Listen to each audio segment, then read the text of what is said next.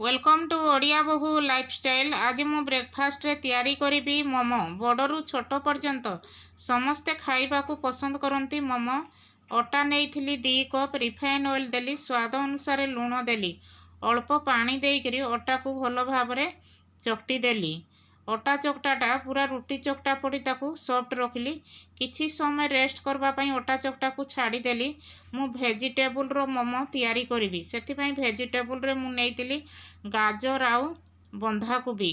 गाजर को एमती ग्रेट करदेली प्रथमे, आ बंधाकोबी की एमती चुन चुन करी प्रथमे काटिदेली।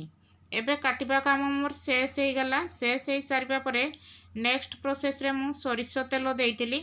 सोरिष तेल भल भाव गरम हो सारिबा परे फुटण रे देली। एपटे अदा रसुण छेचा देली, आ पियाज देली। पियाज टिके सॉफ्ट हेबा पर्यंत ताकू भल भाव चलई देली। सॉफ्ट हो गला। एबे काटी रखिथिबा परिबा को सेथिरे ऐड कर देली। ऐड कर देइकरी एपट सेपट ताकू भल भाव चलई देली। बंधाकोबी आ गाजर रे पानी थाए, पानी मरिबा पर्यंत ताकू एपट सेपट चलई देले पानी भी मरी जिवो। आ बंधाकोबी गाजर भी बेसी समय नबनी सिझिबा पई। एबे स्वाद अनुसार लुण दे देली, कलर आसीबा पई हळदी देली, टिके स्वादिष्ट लागिबो कहिकरी गरम मसला दे देली। ताकू मसला को भल भाव सब मिसई देली। एबे लास्ट रे मु टमाटो सॉस टिके ऐड कर देली। ऐड कर देइकरी धनिया पत्र टिके अल्प टिके दे देली। एबे देखंतु मोर वेजिटेबल स्टफिंग रेडी हो गला। पानी भी मरीगला। मरीकरी एबे रेडी हो सारिबा परे मु एमती छोट छोट पूरी पड़ी छोट छोट गुड़ा सबू रेडी करदेली। जेतिकी करी मु प्रथमे सबू रेडी करदेली। रेडी करी सारिबा परे एमती पूरी जो साइज रो आमे छोट छोट बेलंती सेमती पूरी पड़ी छोट छोट करी मु सबू बेली देली। पतला पतला बेलिले बहुत टेस्ट लगे, बेसी मोटा कले अटालिया पड़ी बासना देव। एबे देखंतु पूरी पड़ी मु सबू बेली देली। बेली सारिबा परे एमती गोटे रुटी आनली, सेइथरे मु गोटे चामच स्टफिंग देली। देइकरी एमती डाहण हाथ रे चापी धरिली, बाँ हाथ रे एमती भांग पकईली। आमे साड़ी जेमती कुंच भांगुचंदी सेमती स्टाइल रे एमती कुंच भांगिबे। लास्ट रे मझिरे एमती गोल करी चापी देबे। मोमो रेडी हो जिवो। जहाकू मोमो करी आसुनी एमती इजी प्रोसेस रे मोमो रेडी करी पारिबे। मोमोर तो बहुत सारा डिजाइन अच्छी, किंतु एइटा होची इजी प्रोसेस रो मोमो डिजाइन। एमती करंतु।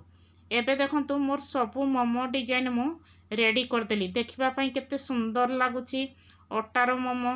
हेले भी देख भांगीबाटा केते सुंदर देखा जाउची। एमती करी इजी प्रोसेस रे मोमो भांगंतु अति सहज उपाय रे हेई जिवो। एबे मु स्टीम करबा पई मु इडली छांच नेइतिली, सेइथरे तेल मार देली। एमती बसईकरी 15 मिनट जदि इडली छांच रे बसई देबा ताहले मोमो भल भाव रे सिझी जिवो। अटारे तैयारी कौलिया कौलिया वेजिटेबल मोमो पेट पूरिला जाए खाइबाकू इच्छा हेबो। मैदा मोमो खाइबाकू समस्ते पसंद करती, किंतु अटार तैयारी मोमो स्वास्थ्य पई ठीक आउ स्वादिष्ट मध्य लागि थाए। एई मोमो सहित चटनी नहले खाइबा पई टेस्ट लागे नाही। सेति चटनी पई मु टमाटो 2टा बॉयल करबा पई देइथिली। एथिरे रसुण कंचा लंका देइकरी ताकू फ्यूरी करदेली। फ्यूरी करी सारिबा परे एपटे तेल रे फुटण देइकरी ताकू ढाली देली फ्यूरी की।